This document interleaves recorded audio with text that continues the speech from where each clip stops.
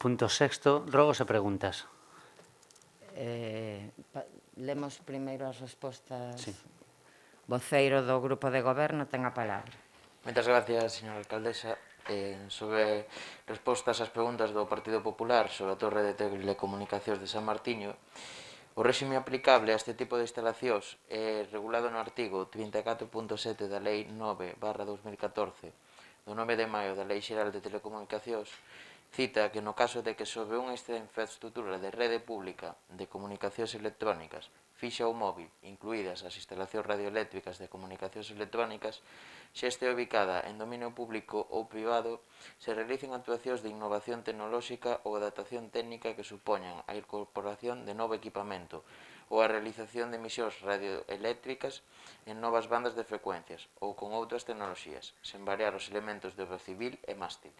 Non se requerirá ningún tipo de concesión, autorización ou licencia nova ou modificación da exixente ou declaración responsable ou comunicación previa ás administracións públicas competentes por razóns de ordenación do territorio, urbanismo ou medioambientais. Nada máis. Ben, voceira nacionalista. Non sei se quere facer logo se preguntas. Sí, obviamente. Ben, primeira pregunta. Tivemos coñecemento de varias cuestións que afectan a Escola Infantil Municipal. En primeiro lugar, deixa de ofertarse a quenda de tarde cando menos 4 solicitudes para este servizo. Por outro lado, agrupas o alumnado de 2-3 anos nunha única aula de 20 pequenas cando a escola ten capacidade para ter 2 aulas deste nivel, deixando fora unha solicitude que inicialmente figuraba coa admitida. En último lugar, agrupas o alumnado de 0 até 2 anos nunha aula heteroxénea en idades, en lugar de crear un grupo de bebés coa matrícula aberta. A que se deben estes cambios? Creen vostedes que medidas como estas axudan na difícil conciliación da vida laboral e familiar? Segunda, a semana pasada anunciaron vostedes as medidas que se van tomar nos servizos de comedor e mañanceiros no Vales Villamarín. Polo lido na súa nota de prensa, ningunha medida nova se vai aplicar no aulario e no edificio central vanse manter as 2 quendas de xantar que xa existían polo amplo número de usuarias do servizo. Vanse incrementar os servizos de limpeza para manter as condicións sanitarias necesarias, van aumentar o número de cuidadoras que atenden ao alumnado para velar polo cumprimento da distancia social, en que momento se vai publicar a listaxe de solicitudes admitidas e as bonificacións a que teñen dereito as familias.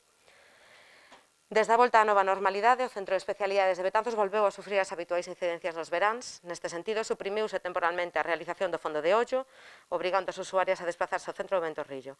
Igualmente, as analíticas están a sufrir agardas de semanas para a súa realización. Atecando as usuarias do ambulatorio, tenemos que sufrir esta situación. Van vostedes solicitar aos Sergas que reverta estes recortes. Cuarta. Hai varias semanas fíxose público o desprendemento da cara da fonte das 4 estacións e o Goberno local anunciou unha semana despois actuacións urxentes sobre este ben patrimonial, parte do BIC do Pasatempo para pedir a Patrimonio permiso para intervir en un proxecto de urxencia para a súa rehabilitación que redactaría o arquitecto Xan Casabella, segundo a nota publicada no web municipal. En canto se valora o custo desta intervención, entre proxecto e obra de rehabilitación, con que partida orzamentaria prevé o Goberno pagalo, que prazos valora para a contratación do proxecto de intervención sobre a fonte.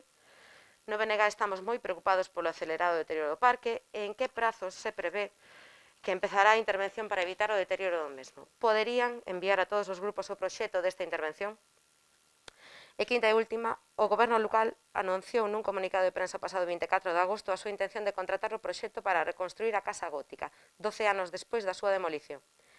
As noticias na prensa sucedéronse durante todos estes anos, en diferentes sentidos, en que nunca o Goberno emprendera acción ninguna encaminhada a recuperar para uso público e reconstruir este ben patrimonial. Polo que parece, o novo plan do Goberno local pasa porque a Casa Gótica siga en mans privadas. Cal é a folla de ruta concreta e os prazos do Goberno local para intervir sobre este ben? Con cargo a que partida orzamentaria se vai pagar o proxecto contratado que despois se quere facer pagar subsidiariamente ao propietario e en que prazos se prevé que estará redactado? Gracias. Voceiro popular. Gracias, señora alcaldesa. En diversas ocasións, este grupo trasladou ao pleno a situación na que se atopa a ponte ubicada sobre o río Mendo a altura do lugar de Tabacos. Como ben son coñecedores, esta infraestructura atópase nun estado de deterioro avanzado, principalmente nas bases e pilares da propia ponte. Esta situación, que xa foi reclamada fai un par de anos tanto por este grupo como polos veciños da zona, continúa a día de hoxe sen subsanarse. É por elo que, para contrastar a información dada polo equipo do Goberno en varias ocasións, trasladamos as seguintes cuestións. Con que data se lle comunica por parte desta Administración a Augas de Galicia a situación desta ponte para poder levar a cabo as actuacións correspondentes? se foi comunicado a devandita entidade autonómica fai máis de ano e medio, e como se dixo en sesión plenaria, produciuse algunha resposta por parte da Augas de Galicia, con que data, teñen presentado algunha actuación sobre esta infraestructura, rogamos que por parte da Consellería correspondente se nos poida contestar a maior brevidade. Fai unhas semanas, veciños e usuarios da Rúa Nova trasladábanos a súa inquedanza pola pouca iluminación existente en algunhas zonas desta rúa. Rogamos ao equipo de goberno que revise os puntos de luz nesta zona e amplíe, se é posible, a iluminación naqueles espazos que poidan presentar menor luminosidade.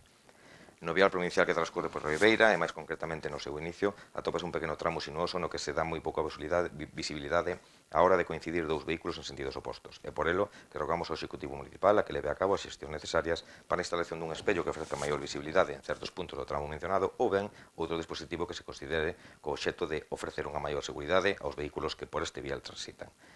Nas inmediacións do edificio das Cascas existe unha parcela de titularidade municipal anexa a esta edificación en lindante co río Mendo. Veciños e usuarios desta zona veñen trasladarnos a súa petición para que a dita parcela poida ser acondicionada pavimentándoa e, se fose posible, creando un entorno máis agradable e adaptando ao espacio fluvial. Rogamos ao Executivo Municipal a que revise esta parcela e valore as opcións máis convintes a realizar. Nada máis e moitas gracias. Ben. Bueno, pois, sin máis asuntos que tratar, levantamos a sesión. Moitas grazas.